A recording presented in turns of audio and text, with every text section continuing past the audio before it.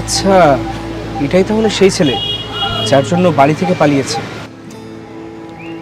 Sir চলুন। হ্যাঁ চলুন।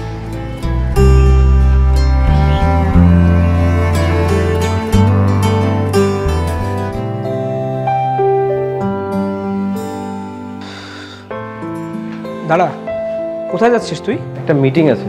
কেন, কি হয়েছে? জমি দেখেছিস কেমন? হ্যাঁ, জমি তো ভালোই, আর ফ্যাক্টরির জন্য ঠিকঠাক। আচ্ছা ঠিক আছে, আমি আসি, মিটিংয়ে লেট হয়ে যাচ্ছে। দাঁড়া কি হয়েছে বল। ভাই, আজকে ওই যে যেখানে জমি দেখতে গিয়েছিলাম না, ওর পাশেই রিয়াকে দেখলাম। আরও যার সাথে পালিয়েছে সে কোনো বড় লোকের ছেলে না, একদমই গরিব।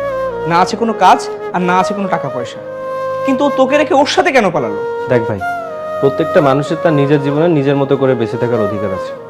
ও যদি অন্য কারোর সাথে ভালো থাকতে পারে তাহলে আমার সমস্যা কোথায়? কাউকে ভালোবাসলে শত কষ্ট হলেও তার সাথে থেকে যাওয়া উচিত।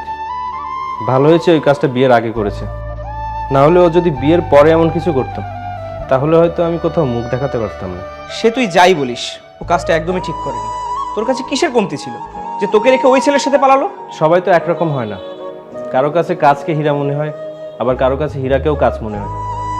ও আমার সাথে অনেক বড় অন্যায় করেছে, কিন্তু আমি দোয়া করি যেন ওর সাথে এমনটা না হয়। আচ্ছা, মিটিংয়ে লেট হয়ে যাচ্ছে, তুই থাক, আমি যাই।